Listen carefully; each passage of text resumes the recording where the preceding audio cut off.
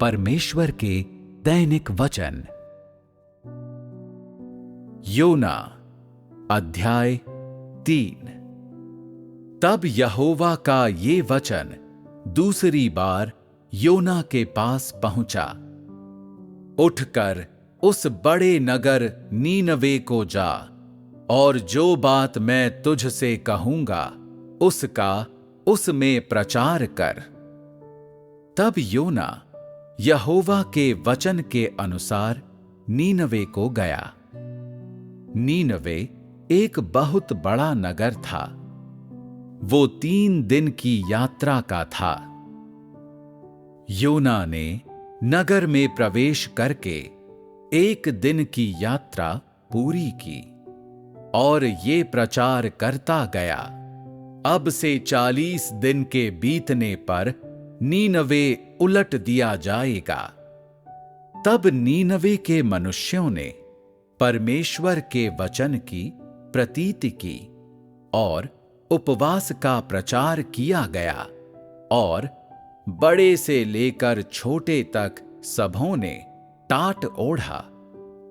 तब ये समाचार नीनवे के राजा के कान में पहुंचा और उसने सिंहासन पर से उठ अपने राजकीय वस्त्र उतार कर टाट ओढ़ लिया और राख पर बैठ गया।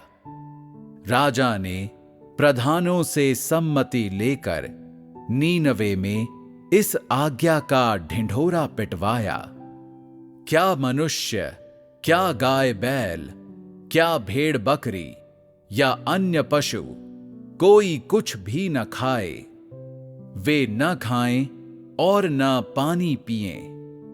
मनुष्य और पशु दोनों टाट ओढ़ें और वे परमेश्वर की दोहाई चिल्ला चिल्ला कर दें और अपने कुमार्ग से फिरें और उस उपद्रव से जो वे करते हैं पश्चाताप करें। संभव है परमेश्वर दया करे और अपनी इच्छा बदल दे और उसका भड़का हुआ कोप शांत हो जाए और हम नष्ट होने से बच जाएं। जब परमेश्वर ने उनके कामों को देखा कि वे कुमार्ग से फिर रहे हैं, तब परमेश्वर ने अपनी इच्छा बदल दी और उनकी जो हानि करने की ठानी थी उसको न किया। परमेश्वर नीनवे के लोगों के हृदय की गहराइयों में सच्चा पश्चाताप देखता है। परमेश्वर की घोषणा सुनने के बाद नीनवे के राजा और उसकी प्रजा ने अनेक कार्यों को अंजाम दिया। उनके इन कार्यों और व्यवहार की प्रकृति क्या थी? दूसरे शब्दों में, उनके समग्र व्यवहार का सार क्या था? उन्होंने जो किया वो क्यों किया? परमेश्वर की नजरों में उन्होंने ईमानदारी से पश्चाताप किया था, न केवल इसलिए कि उन्होंने पूरी लगन से परमेश्वर से विनती की थी और उसके सम्मुख अपने पाप स्वीकार किए थे, बल्कि इसलिए भी कि उन्होंने अपना दुष्ट आचरण छोड़ दिया था। उन्होंने ऐसा इसलिए किया क्योंकि परमेश्वर के वचनों को सुनने के बाद वे बेहद डर गए थे और ये मानते थे कि वो वैसा ही करेगा जैसा उसने कहा है। उपवास करके, टाट पहनकर और राख में बैठकर वे अपने तौर तरीके सुधारने और बुराई से दूर रहने की इच्छा व्यक्त करना चाहते थे और उन्होंने यहोवा परमेश्वर से अपना निर्णय और उन पर पड़ी विपत्ति वापस लेने के लिए विनती करते हुए अपना कोप रोकने की प्रार्थना की। यदि हम पूरे व्यवहार की जांच करें तो हम देख सकते हैं कि वे पहले ही समझ गए थे कि उनके पिछले बुरे काम यहोवा परमेश्वर के लिए घृणास्पद थे। और हम ये भी देख सकते हैं कि वे ये समझ गए थे कि वो किस कारण से उन्हें शीघ्र ही नष्ट कर देगा। इसीलिए वे सभी पूरा पश्चाताप करना, अपने बुरे मार्गों से हटना और अपने हाथों के उपद्रव को त्याग देना चाहते थे। दूसरे शब्दों में, एक बार जब वे यहोवा परमेश्वर की घोषणा से अवगत हो गए तो उनमें से प्रत्येक ने अपने हृदय में भय महसूस किया। उन्होंने अपना बुरा आचरण बंद कर दिया और फिर वे कार्य नहीं किए जो यहोवा परमेश्वर के लिए इतने घृणास्पद थे। इसके अतिरिक्त उन्होंने यहोवा परमेश्वर से उनके पिछले पाप क्षमा करने और उनसे उनके पिछले कार्यों के अनुसार व्यवहार न करने की विनती की। वे फिर कभी दुष्टता में लिप्त न होने और यहोवा परमेश्वर के निर्देशों के अनुसार कार्य करने के लिए तैयार थे, ताकि यहोवा परमेश्वर यथासंभव फिर कभी कुपित ना हो। उनका पश्चाताप सच्चा और संपूर्ण था। वो उनके हृदय की गहराई से आया था और वास्तविक और स्थायी था।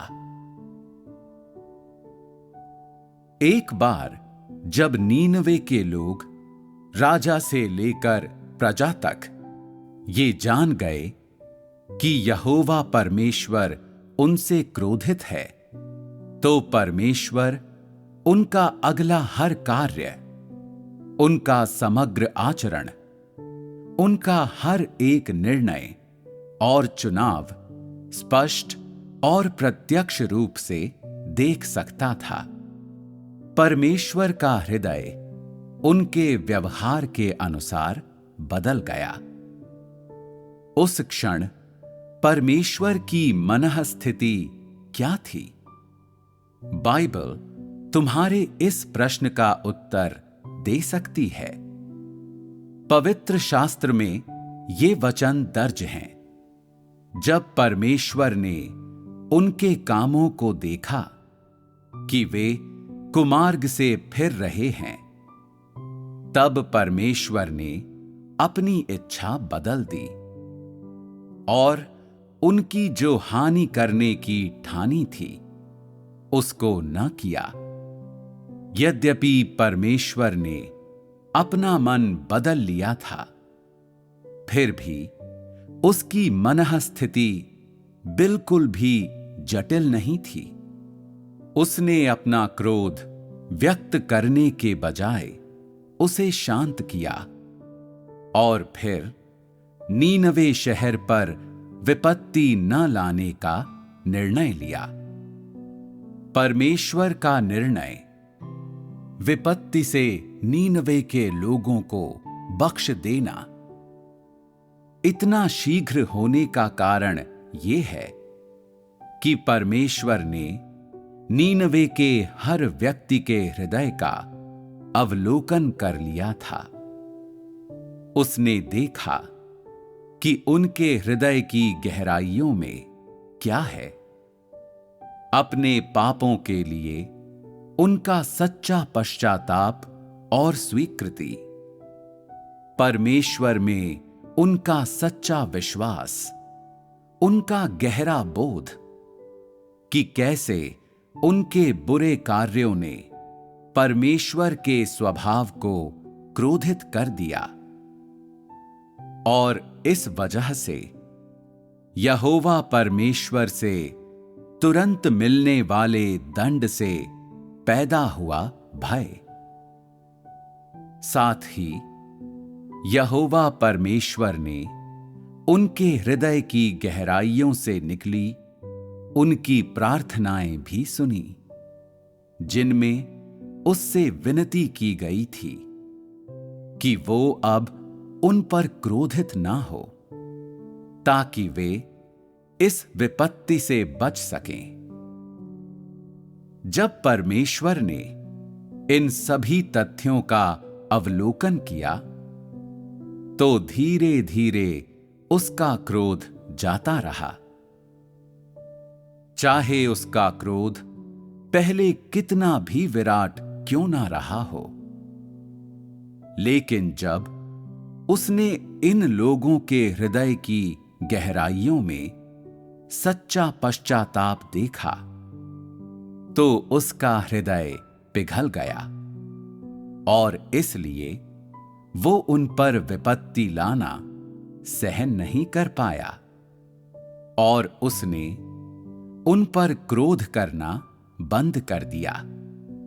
इसके बजाय उसने उन्हें अपनी दया और सहनशीलता प्रदान करना जारी रखा और वो उनका मार्गदर्शन और आपूर्ति करता रहा।